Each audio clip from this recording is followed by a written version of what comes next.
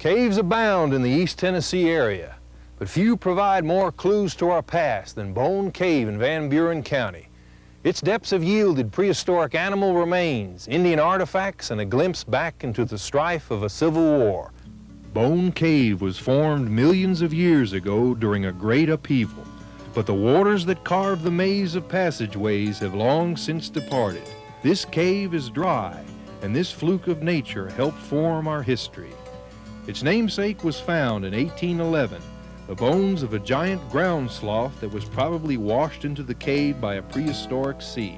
The constant temperature and low humidity of this arid cave left the bones well preserved, but it was the soil itself that really allowed Bone Cave to make its mark in history.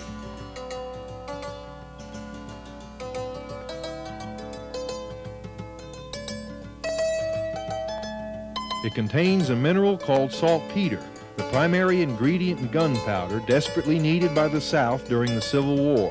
By the light of pine torches, as many as 300 men worked around the clock and supplied the Confederacy with 25% of its gunpowder.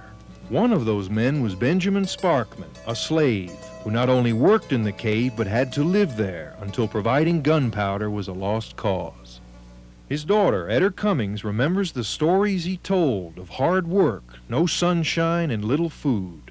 He was just put in there to take care of him, keep him the rebels or whatever, Yankees, I believe it was, from taking him off.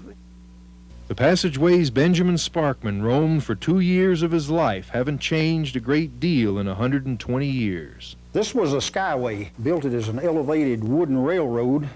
They would dig up the soil back behind us in the cave and come out on this railroad track and dump it into this cart. That's an old hoe that they used to dig up the cave soil with. You can see it was made like in a blacksmith shop. The carts took the soil to the vats that were supplied with water through an elaborate system of hollowed-out logs.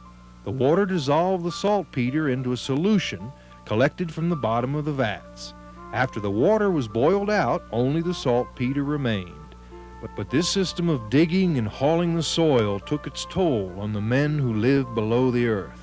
Many died in this cave after being forced to eat, drink, and breathe in a world full of dust. They'd slip out in the night and get that corn, just anybody's field, you know, and they'd bring it there, and they'd chuck it and drop it in that saltpeter. They boiled it in that saltpeter. What must that have tasted like? He said it was terrible. Do you want to go in that cave? No, I don't.